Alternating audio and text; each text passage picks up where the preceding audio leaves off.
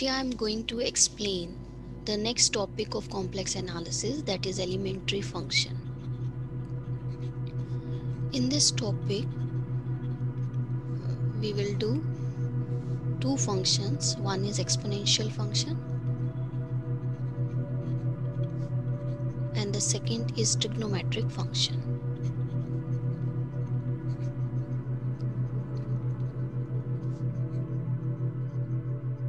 Now, what do you mean by a periodic function? A complex valued function is said to be periodic.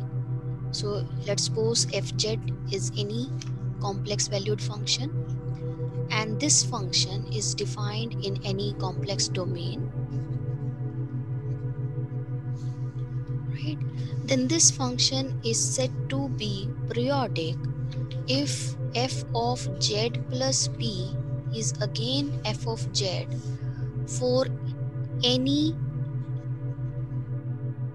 z plus p belonging to the domain.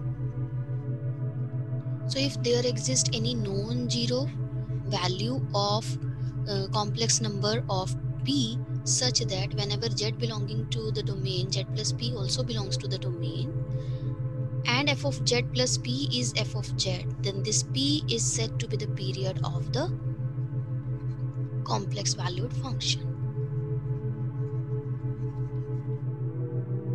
So once again, see what do you mean by period of any complex valued function. Let's suppose fz is any complex valued function and it is defined on some domain. Then any non-zero complex number p is said to be the period of this function fz if f of z plus p is again f of z, and whenever your z is a member of domain, z plus p is also a member of domain. Then this p is said to be the period of this function fz. This p is said to be primitive period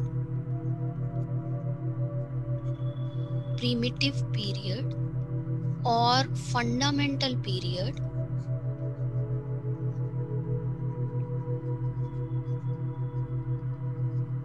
if this p is non-zero complex number lying in the upper half plane.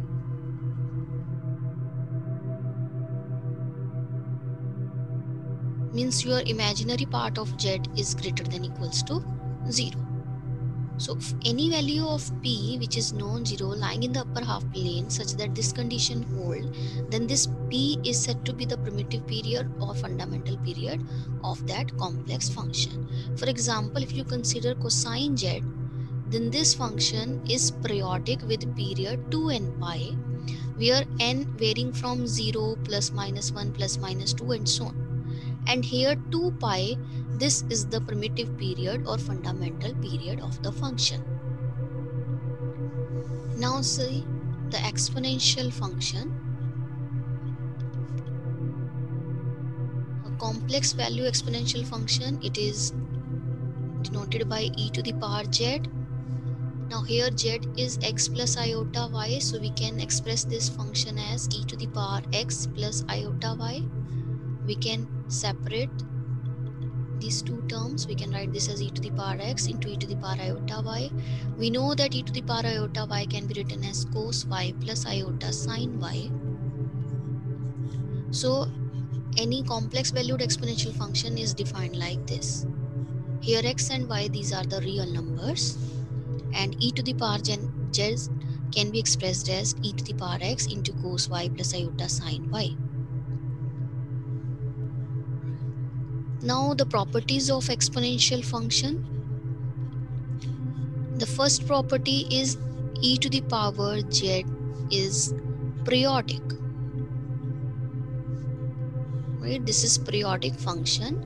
Now why this is periodic? As we know by the definition of period, z plus p should be equal to e to the power z. If we get some value of p for which this condition holds, then that p is said to be the period of this function. Now just see over here, since your e to the power z is e to the power x into cos y plus iota sine y, we know that cos function and sine function, they are periodic with the period 2 pi So we can write this as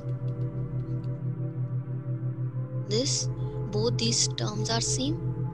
Even you can write 2n pi. Again you get the same value, right? Now just separate this 2 pi. You can write this as e to the power x into e to the power iota y plus 2 pi. You can write this as e to the power x, e to the power iota y, e to the power iota 2 pi. So you get this is e to the power x plus iota y plus iota 2 pi. So which is equal to e to the power z plus 2 pi iota. So this is the value of p which we add in z. Again we have the function e to the power z. So e to the power z, this complex valued function is periodic with the period, primitive period 2 pi iota. This is the difference between the complex exponential function and real exponential function. E to the power x, this is real valued function. This function is not periodic, however e to the power z is periodic, and it is periodic with the period 2 pi iota. The second property of e to the power z is it is an entire function. Now entire means this function is differentiable for all values of z in the complex plane. And the derivative of e to the power z is again e to the power z. So this is an entire function. The third property, e to the power z1 plus z2 can be written as e to the power z1 into e to the power z2. Fourth one is e to the power z is never 0 for all values of z in the complex, because its mod of this is e to the power x, which is real exponential function, and we know that this is always strictly greater than 0 for all x belonging to the real numbers.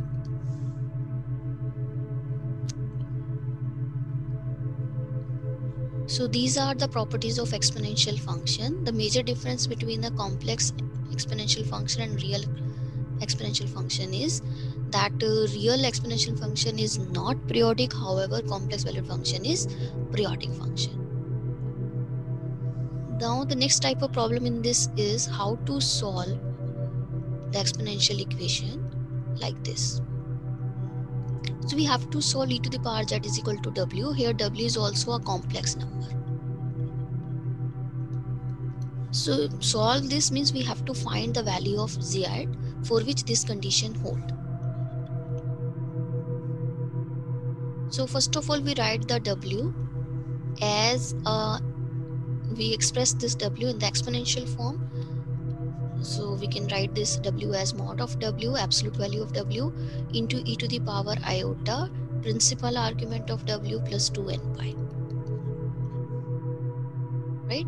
Where mod of w is what? It's absolute value of w. Means if w is of the form x1 plus iota y1, then mod of w will be square root of x1 square plus y1 square. And the principal argument of w will be tan inverse y1 upon x1.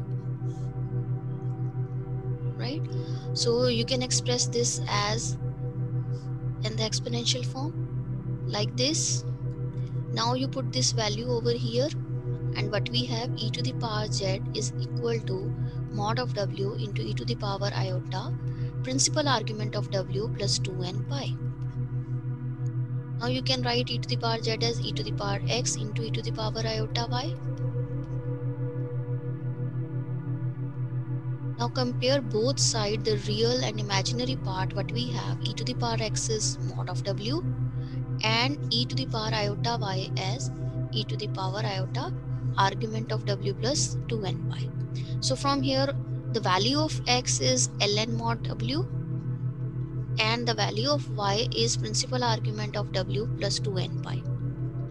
Once we get the value of x and y, we get the value of z, which is x plus iota y. So we can substitute the value of x over here, it is ln mod w, and we can substitute the value of y over here.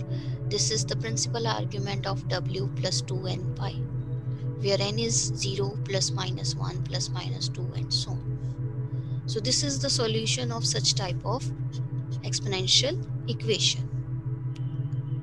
For example, solve e to the power 2z minus 1 is equal to 1 plus iota. Now here the complex number is 1 plus iota. We can write this as, in the exponential form, we can write this as the mod of 1 plus iota, which is 1 plus 1 square root into e to the power principal argument of this. Now what is the principal argument of 1 plus iota? This is tan inverse 1 upon 1, which is pi by 4. So this is tan iota pi by 4 plus 2n pi, where n is 0 plus minus 1 plus minus 2 and so on. So this is exponential form of 1 plus iota. Now substitute these value over here. So you get e to the power 2z minus 1 is square root of 2 e to the power iota pi by 4 plus 2n pi. Now you can simplify this. This is 2x plus 2 iota y minus 1 is equal to square root of 2 e to the power iota pi by 4 plus 2n pi. Now you compare the real and imaginary parts. So you will have e2x minus 1 is square root of 2 and e2 iota y is e iota pi by 4 plus 2n pi. So after solving this, what will we have? The value of x, which is ln root 2 plus 1 divided by 2, and the value of y as pi by 4 plus 2n pi divided by 2, where n is 0 plus minus 1 plus minus 2 and so on.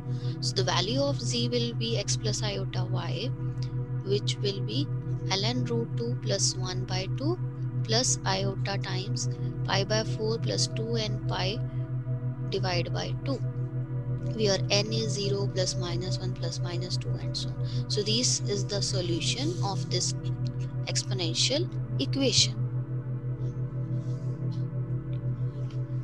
Now see one more example. Let's suppose we have to solve iota e to the power 3z minus e to the power 2z plus iota e to the power z is equal to 1. So here we can take, now we can make the factors. Okay, we can take this number to this side.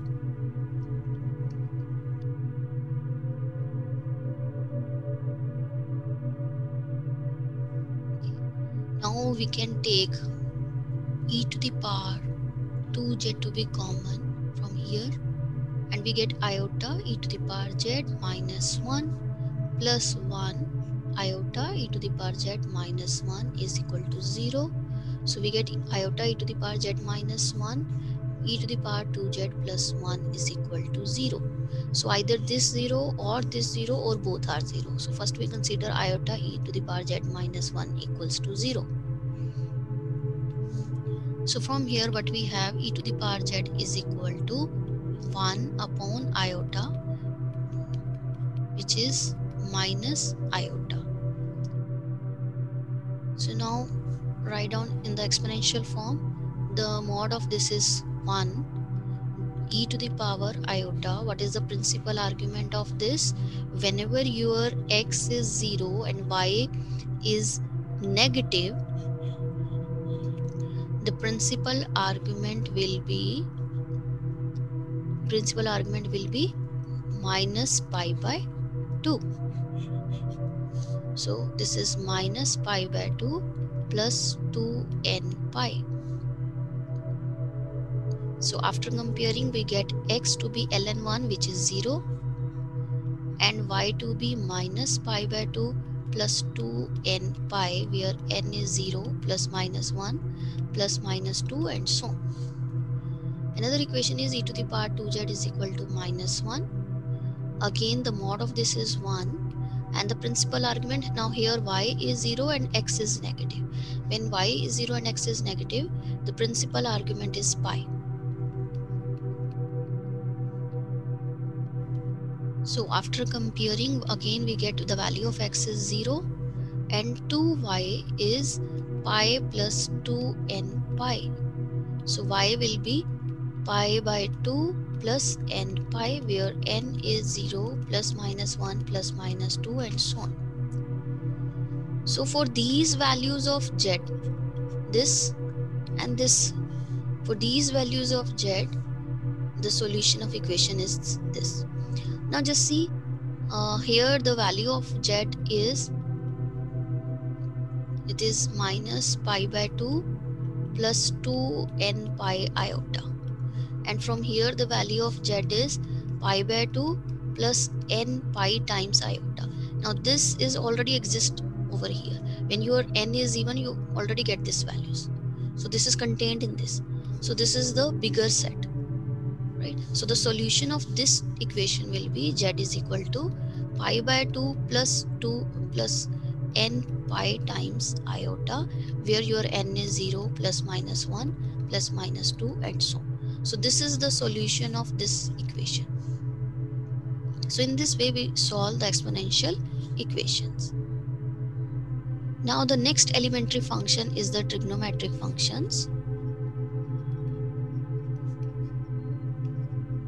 So in this we will do about the function sine z and cosine z. Now just see, since we know that e to the power iota z is cos z plus iota sine z, e to the power minus iota z is cos z minus iota sine z. So when you subtract these two, we will get the value of sine z in the terms of exponential function, and that will comes out to be e to the power iota z minus e to the power minus iota z by 2 iota, right? Similarly, the value of cosine z will be e to the power iota z plus e to the power minus iota z by 2. So sine z and cosine z, they are the complex valued functions, and they can be defined in the terms of exponential function in such a way. Now the properties of this cosine and sine. The first property is both sine and cosine, they functions are analytic functions. Both these functions are analytic, means entire functions. That means differentiable for all complex plane.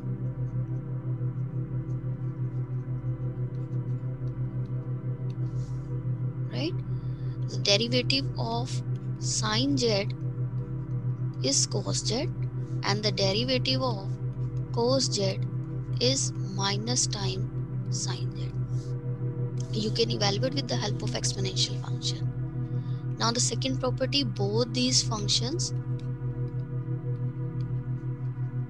are periodic with period 2 pi. So both these functions are periodic functions with the period 2 pi. Right? Then the third property is, when your x is 0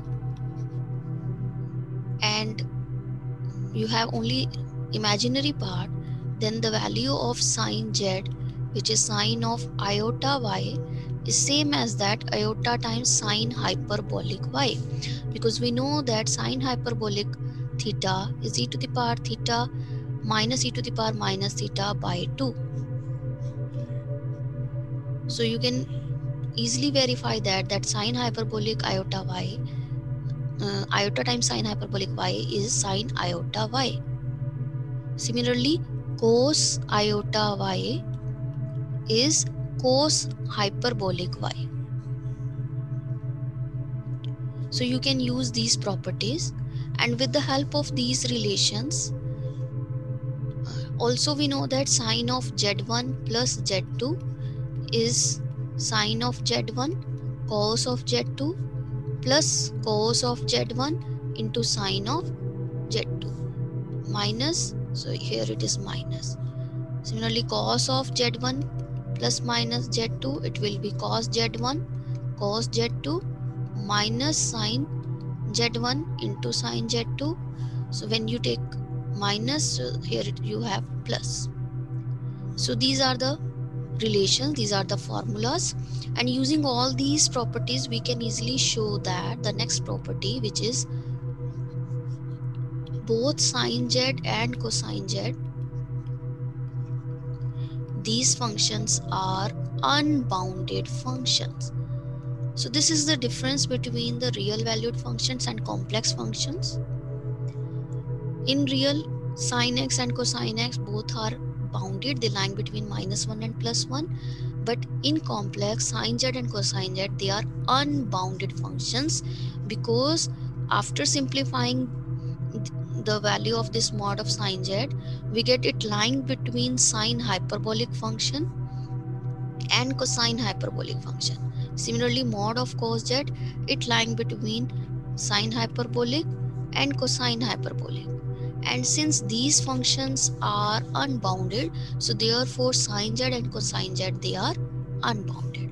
So this is very important property, that sin z and cosine z, they are unbounded functions. Now the next is how to find the zeros and the period of zero and period of some functions in the terms of cosine and sine. So for example, if we have to find the period and zeros of the function this. Now what do you mean by zeros? Zero means we have to put this to be zero. For what values of z, this cos z function is zero. Since we know that cos theta is zero when your theta is odd multiple of pi by 2, 2n plus 1 pi by 2. So from here, after comparing, we get the value of z, which is 2n plus 1 pi by 2, for n varying from 0 plus minus 1 plus minus 2 and so on. Similarly, sine function is 0. We know that when this is n pi, so after comparing we get the value of z, which is n pi, where n is 0 plus minus 1 plus minus 2 and so on. So we will use this concept to find the zeros of the function this.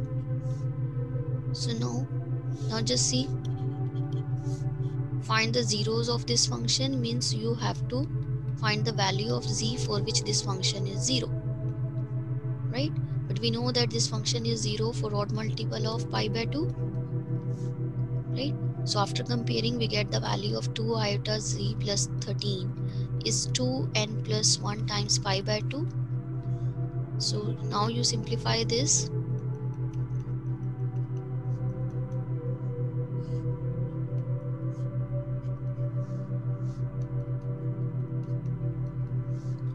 So what we have 2,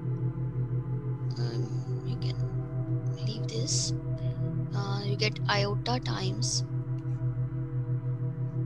13 minus 2n plus 1 pi by 2 upon 2.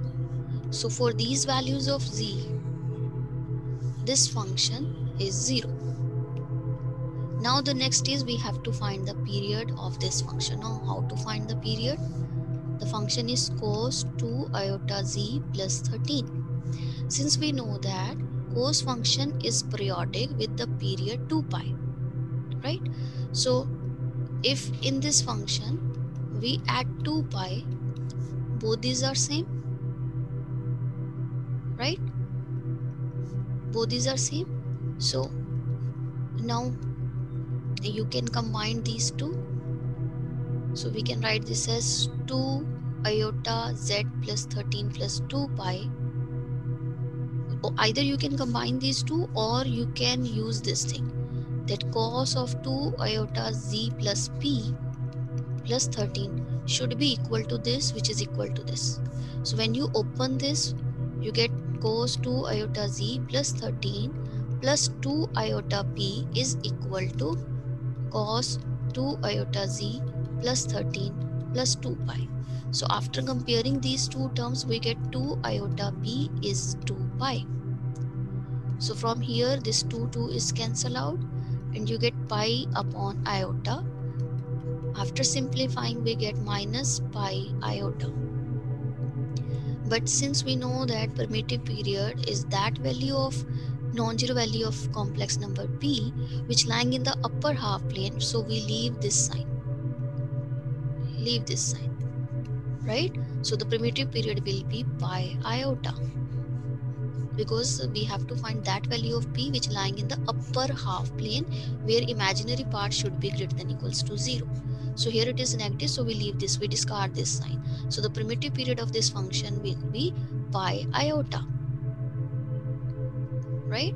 Or you can say, you know that this is repeated, so if you minus pi iota plus 2 pi iota, this is also a period of this function, so you get this is pi iota. So one period is pi iota also, but we have to consider the positive, so that's why we consider this, right? So this function is periodic with the period pi iota. Okay, now just see with the help of one more example. Find the period and all the zeros of the function.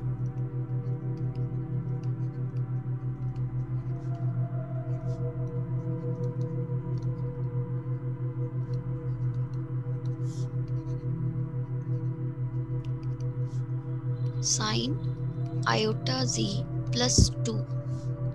So first of all find its period.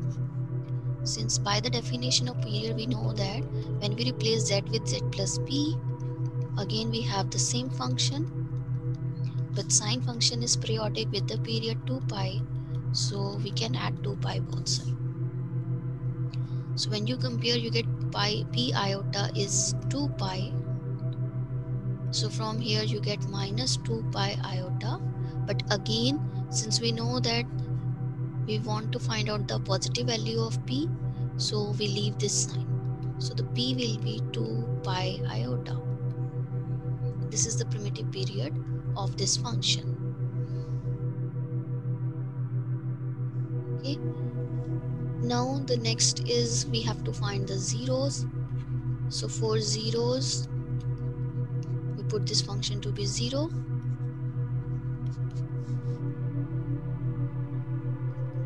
We know that sine function is 0 for n pi. So from here we get this.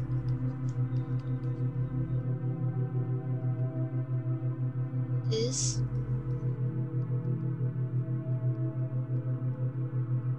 which is n pi minus 2 times iota with minus sign, where your n is varying from 0 plus minus 1 plus minus 2 and so on. So for these values of z, this function is 0. So these are the zeros of this function.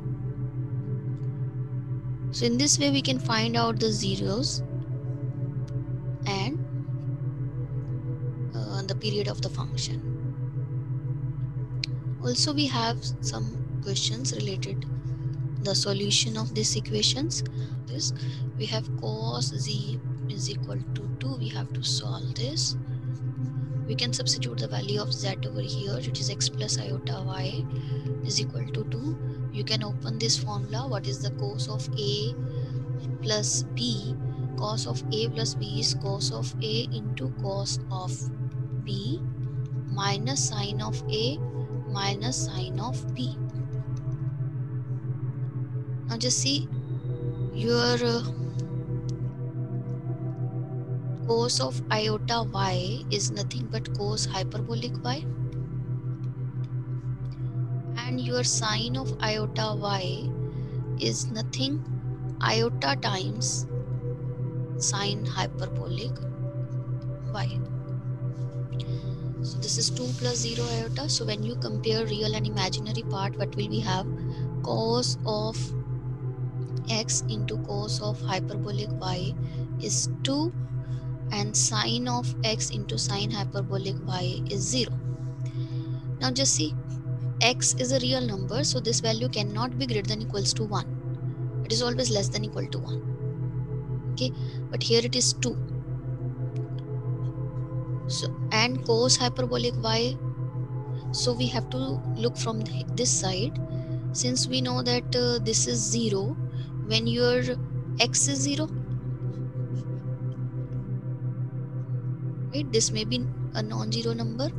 So sin x, when x is 0, so when x is 0 your cos is 1, so you get cos hyperbolic y is 2. So cos hyperbolic y is e to the power y plus e to the power minus y by 2. So when you simplify this, you get the value of y. This is e to the power 2y.